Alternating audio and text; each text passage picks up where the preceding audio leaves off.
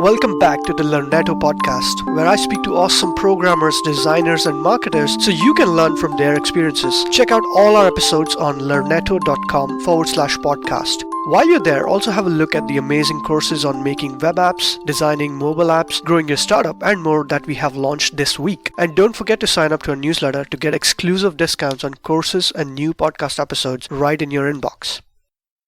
Today I'm speaking to Marko Vuletič, a user interface and experience designer from Slovenia. Marko has been designing web and mobile apps for years for a number of companies. He writes a popular blog where he shares helpful design and productivity tips, tutorials, and workflows. Marko also runs sketchtricks.com, a site that helps you get really good at designing apps with the Sketch app. Let's hear Marko's story.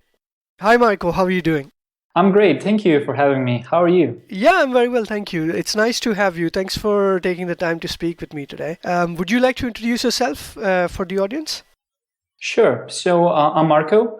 I'm coming from Slovenia and I'm a UI UX designer. I'm currently working on a personal project that's called Sketchtricks. It's mainly a blog that I write about different workflows about Sketch tool and stuff like that. And the other thing that I'm doing is kind of teaching people UI and UX fundamentals and stuff like that on my personal site, which is markovuletič.com. Okay, great. That sounds great. Yeah, that's actually how I came across you, your site Sketchtricks, which we'll come to in a minute. But before we do that, I just wanted you to tell me a bit more about your background. How did you become a designer? How long have you been a designer? So I think I've always been on that kind of creative side. Even when I was little, me and my brother constantly were playing outside and tried, or we played with Legos and stuff like that. And then when I got older, I knew that I want to do something about some creative stuff. So in high school, I started playing with Photoshop a bit, and I was fond of it, and I really thought, okay, that's something that I really like to do, and I just further explored that, and that's how I got into design. And basically, I'm one of those people that have a lot of they have multiple passions. So in my early days, I knew that, okay, I will need to specialize. So I like photography, I like video design and stuff like that. But in my early days, I knew that I would like to, if I would like to be professional, I would need to niche down. So I explored the different things, and then I decided, design is something that I'm the most passionate about, and that's what I pursue now. Okay, that sounds wonderful. So what kind of work do you do now as a professional designer? So I'm currently a lead mobile designer. So I'm a lead UI UX designer at the company. We're kind of building a financial app for sole traders. What's the app It's called? currently not available yet. It's called One Tap Receipts, and we're planning to launch it in about a week or two. So it's really exciting times currently. Okay. But in my spare time, like I mentioned, I work on Sketchtricks and my personal blog. Prior to this, I was a freelancer for 5 years, something like that. And I decided to work in a startup just to, I like to learn from other people. So as a freelancer, you are connecting, but it's more or less online. So I'd like to get more personal touch, and I'd like to learn from people. That's basically what I decided to join a team. Right. Yeah, that's about it. Yeah, sounds good. I know what you mean. You can always learn more from other people working with them. So tell me about your blog and your site Sketchtricks. Sketchtricks originally was created by my friend Richard, and after a couple of months, he realized he don't have that much time to work on it, and at the same time, I had this idea to start my own blog about Sketch. So it made sense to took over the Sketch tricks, and now I'm currently working on it. I'm writing the articles about Sketch, and my plan for the near future is to create a course about Sketch to teach people more about how they could become more efficient with the tool and all the tips that made their workflow faster. Right. Okay. So, I mean, just to make it clear to people listening, in case they don't know, Sketch is a design tool similar to Illustrator. Would that be right? Yeah. So Sketch is a design tool that was originally created for UI, so for mobile apps and web design. It's more similar to Illustrator because it's vector based. That means your assets, your images, kind of designs are scaling up. And now that we're in an era with a lot of different devices, Android and iOS, it's so much easier to create pixel perfect designs that are easy to export in all different sizes without worrying that will it look sharp on the native device. Mm-hmm. So is Sketch your chosen tool for designing now? Yes. When I first started designing for web and interfaces, I was using Photoshop like most of people. But then I followed Marko, and he was kind of an evangelist for Sketch. One day I tried it, and I immediately fell in love with it. And it took me quite some time to switch fully over. I think because a couple of years ago, clients and other people still didn't know anything else, and they were expecting Photoshop files. But in the last couple of years, Sketch really is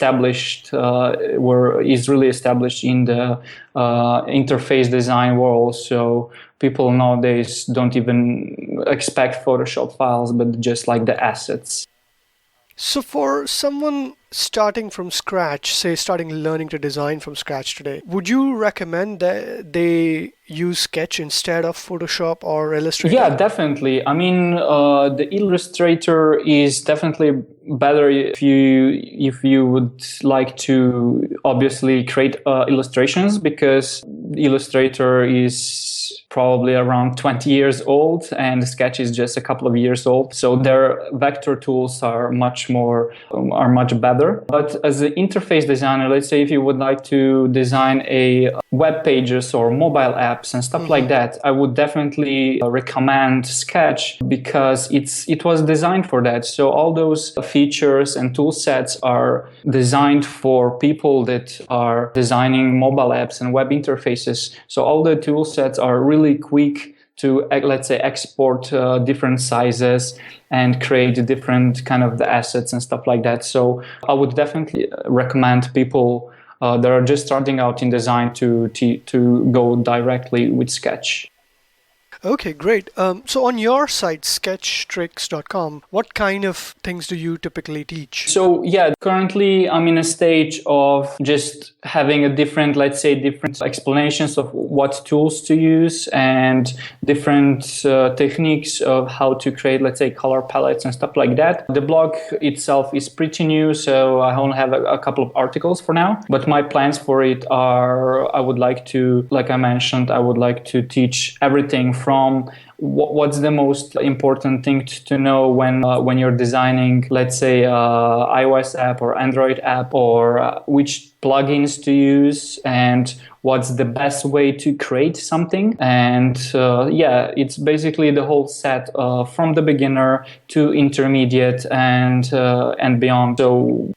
Okay, wow, that sounds quite comprehensive. So, my next question, I want to go a little bit more into what your thoughts are on learning design, especially designing websites and apps. How should people go about it? What should people learn first, and what should the process be? When you're starting out, it's definitely overwhelming. A lot of stuff is out there, and even you don't know which information is relevant. And so what I would tell to people that are just starting out is try to learn about about, try to just think about design as not just solving problems, but providing like solutions to a problem. So, for example, how can you start with design is start analyzing it.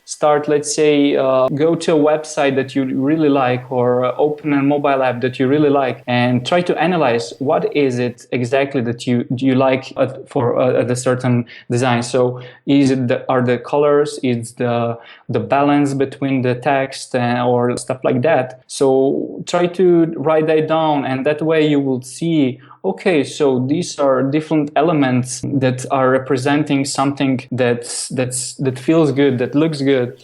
And when you learn how to see, you can apply this to everything. So then you would probably need a nice background about the design principles, what they mean, and the color theory, typography, layout, and stuff like that. But if you're just starting out, the best way would be just to look at some examples and try to analyze it. What exactly is that you like? Because good design is invisible. Yeah, see, that's the problem, right? Like, so I think I know what you're trying to suggest about analyzing, but I feel like if you really don't know much about design at all, you wouldn't know how to analyze or what to analyze. Can you give us like 2, 3, 4 different, basic things to look out for when trying to analyze a design that you like? Like I mentioned, so what do you like about something? Are the colors things what stands out? So let's say you land on Airbnb, you see all these cool designed navigations and stuff like that. So, or the images. What exactly do you like? And just lay out the elements, and that way you could start analyzing. Okay, what are the different elements? And see how they are interacting with each other. And that way you could start, so when you have these base elements, you can start, okay, so the colors are really cool. So, and then you can start with color theory, and because you already have the examples, you can apply it immediately to the things that you learn or read, I tweeted the other day that one thing I've realized is a lot of designs, sites and app designs that I like, they use very nice typography, and it doesn't always have to be, some beautiful font, which it may be a lot of times, but it's also just how the size of the text, the size of the heading, and then in relation to that, the size of the body and things like that. And when you see a good design, you feel like, oh yeah, that looks really nice. It's just the translation for like, how do I use that into my website? That's where I think a lot of people, especially a lot of developers, struggle with. And that's the thing I wanted to ask you next is, do you have any specific tips for developers to learn to design? I think what you mentioned is the visual hierarchy, right? Is sometimes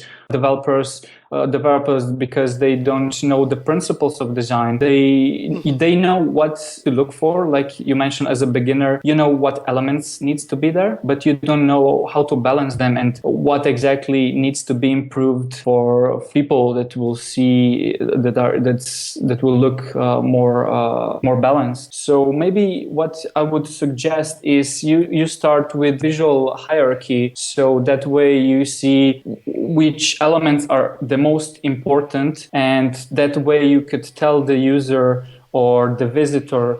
You can tell the story with the hierarchy. So you have a couple of elements like a header, paragraph, and a couple of images. The first thing people would see is you can tell people's story with how you lay out the elements. So if there is a big header, you could lead them with an image, and that way you could present the paragraph below, which tells the story of the header and the image.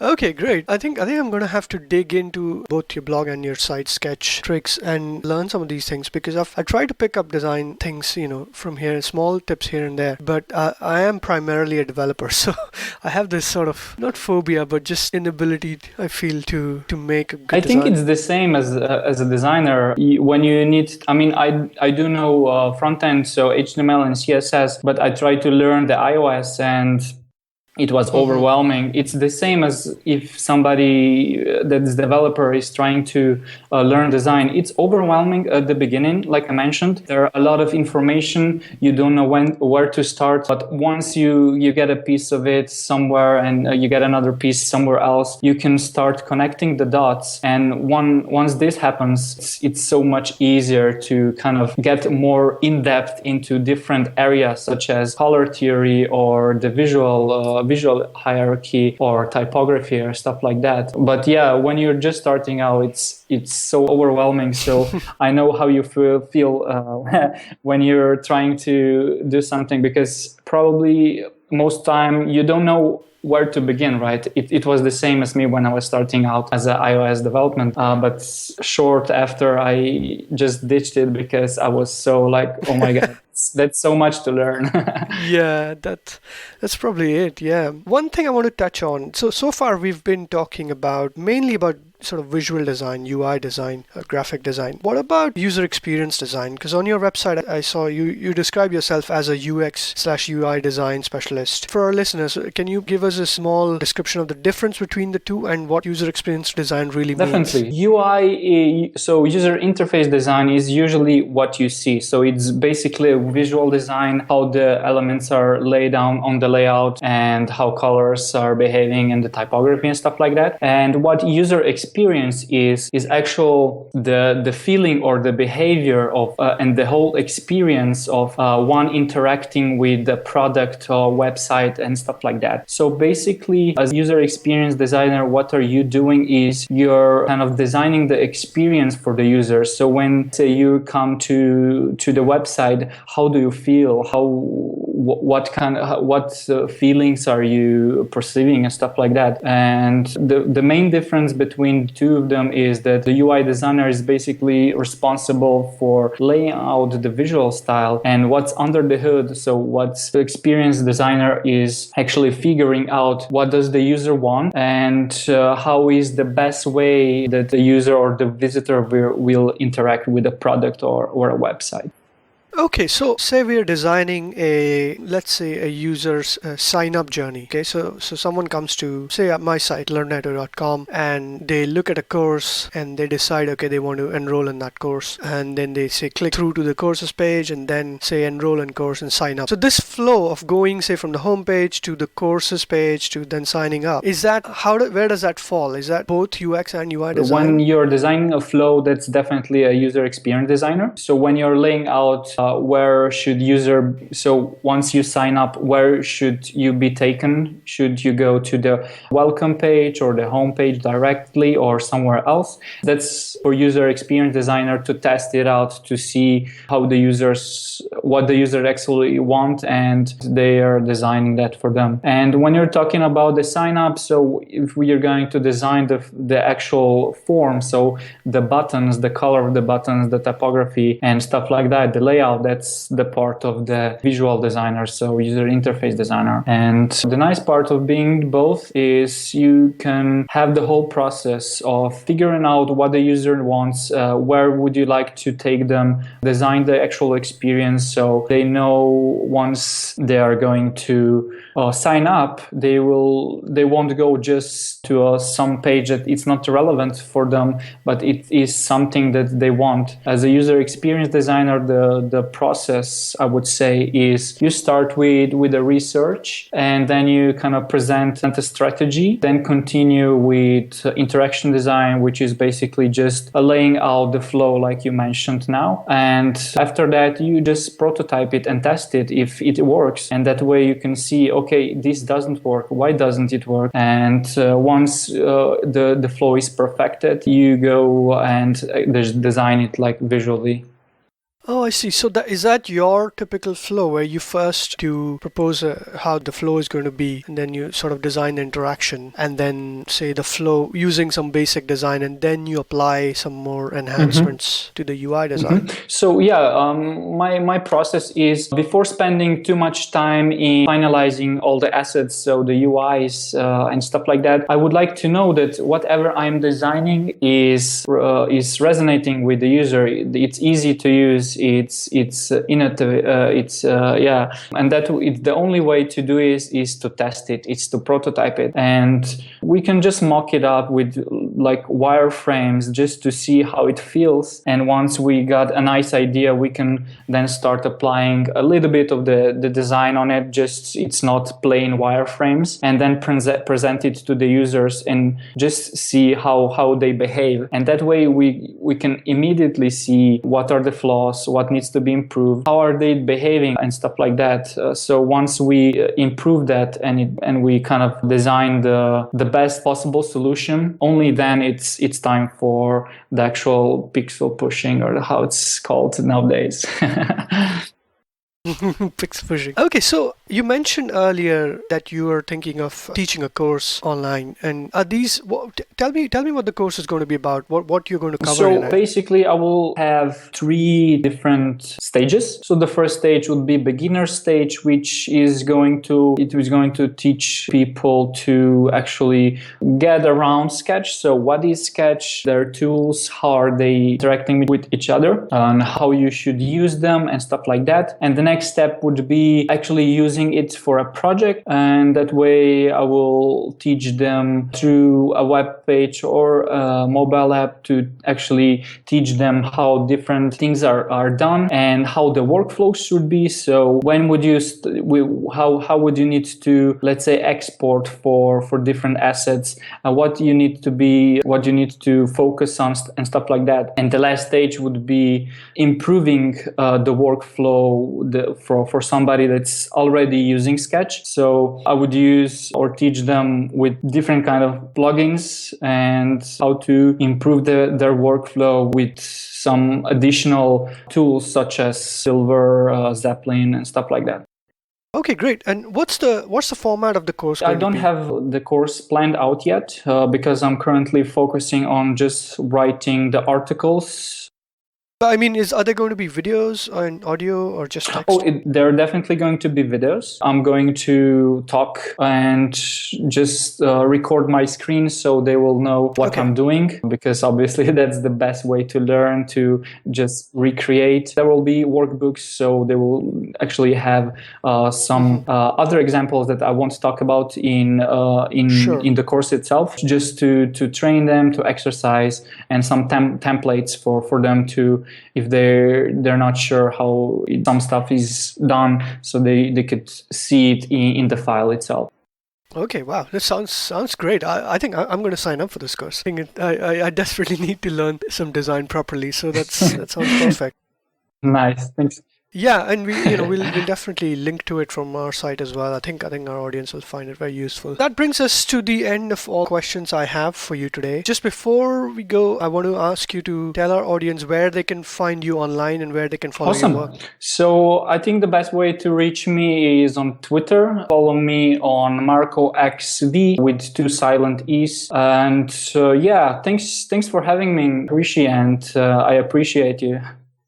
Yeah, no, thanks for coming on. I really enjoyed this chat, and I think I learned quite a few things on how to go about learning design, so I'm definitely going to use them. We'll link to your site and your Twitter account in the show notes. Awesome. Thanks a lot. Okay, thank you, Thanks. Marko. Have a great day. See you. That was Marko Vuletič, a UI and UX designer from Slovenia. Check out his websites markovuletič.com and sketchtricks.com. We'll link to these in the show notes. If you enjoyed this episode, you might also like our course on Sketch 3 taught by Adria Jimenez. It's a very hands-on course which shows you how to design stunning web and mobile apps through hours of detailed video lessons and exercises. You will build real projects on this course, so I highly recommend you check it out on Learnetto.com.